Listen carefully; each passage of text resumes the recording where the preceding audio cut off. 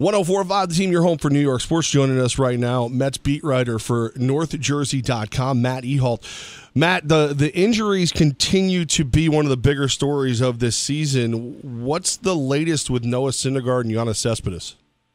So Cespedes this week is going to be meeting either today or tomorrow. Mets didn't really give a definitive date with doctors to determine essentially whether or not he's going to need season-ending surgery on his heels. He talked about how he might need that.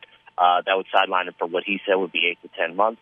With Noah Syndergaard, he actually has a very uncommon disease, hand, foot, and mouth. It's primarily a children's disease. Somehow he has it, and he is on the disabled list. The Mets expect, though, that he's only going to miss one start. He'll be back soon, but still he will be on the disabled list. I have so many questions just off those statements alone because they both seem pretty rare. Let's start with Cespedes first, though. Did anyone know within the organization that this alleged heel surgery was going to come? It felt like a bombshell over the weekend.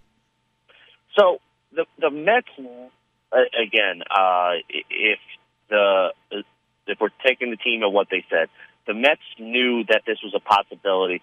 Essentially, it seems like they did not know that he was going to say something about it. Because they said yesterday from the assistant GM, John Ricco, he said the Mets knew this was a possibility. It was just a question of, they basically viewed it as a last-case scenario, so it was one of those things. But, yeah, certainly they did know this was a possibility. It was just, Cespedes went public with the other day. Matt Ehalt with us right now, NorthJersey.com, 104.5 The Team. Matt, you've been covering the Mets for a couple of years now. What's the vibe? Like, these injuries, is it bad luck? Are they signing older players? Like, what do you guys, when you're alone in the press booth, saying to each other? I mean, at a certain point, it keeps happening, and they've changed out the medical staff. They have done some other things to try and improve the players' health. I mean, granted, they do have an older roster, so that certainly plays a point in it. But, Cespedes is an older guy. I personally look at the Syndergaard thing. It's kind of a freak injury. But, certainly they have had guys on the team that have struggled to stay healthy. Let's go back to Noah Syndergaard and his disease. I see this coming across the ticker on SportsCenter on a Sunday. I see mouth, foot, hand. I'm thinking maybe it's MRSA because we've seen things like that in sports before. You mentioned that it was almost a kid's-like disease. How did he have this happen to him? They think he got it from working at a children's camp during the All-Star break. They think that somehow working with the children, it got passed along. So they're really not 100% sure what happened there, but that was really what they seem to think was the cause. Matt, when lot of holes. We're a Yankee affiliate, obviously, so like we take a lot of calls on people wondering why deals won't get made between the two teams. With the holes that they have and the situations that they have, what is your feeling on Jacob deGrom? Should they move him? Is there any potential deal that would ever go through that would make them move him? I think they would move him, but I think basically the asking price they have is basically not meetable, or not, like, teams are not going to be able to make it. I mean, I think you have to entertain the idea if you're not going to basically compliment him with players that are going to allow you to win a championship. And right now, I don't think the Mets have done that lately. So, I think they seriously need to entertain it. But if they're not going to, I'm in the camp that he needs to be signed to a long-term extension ASAP. But, again, we haven't seen that the Mets are willing to do that either. So,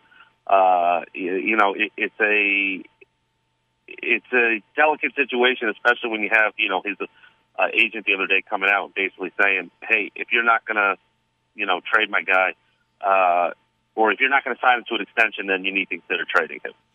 Are we in a situation right now with, Sandy Alderson not being there and basically three guys being in charge that Mets fans should just expect a holding pattern? Yeah, I don't expect anything significant to be done this trading deadline, trading deadline. I think they're going to be pretty conservative. I don't think they're going to make a big splash. I don't expect any of the pitchers. So, that's kind of where I think things are headed. I think it's going to be a pretty boring deadline for the Mets. Matt Ehalt with us right now, NorthJersey.com, and I've been saying on the show, and it's kind of rhetoric because I have no tie to the Mets. If you're not going to make some deal and replenish the farm system, I want some kind of commitment that you're going to make plays in free agency for guys like a Manny Machado. Is that something? Is there any chance they become spenders now with everything kind of clearing up on the financial front for the Wilpons?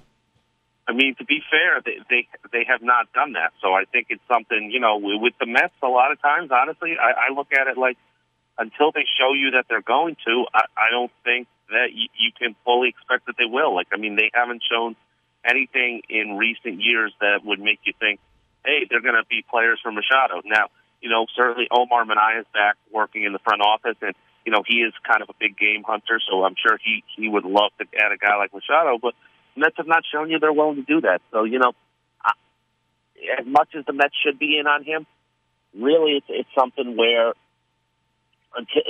you can't really think they're going to do it until they show you that they will. Matt Ehalt, NorthJersey.com. He's got an article up there, the storylines he's working on for the rest of the year. Is there a positive spin for Mets fan in the Capital Region who's looking for any reason to be excited? Is there something positive that you've got that you're working on?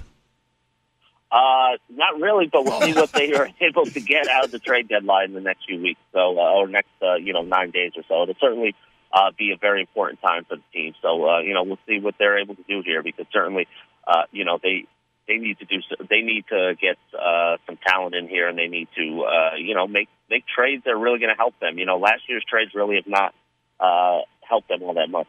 Matt Ehalt, NorthJersey.com. Man, we appreciate you on this busy Monday. All right, thanks a lot. I appreciate it.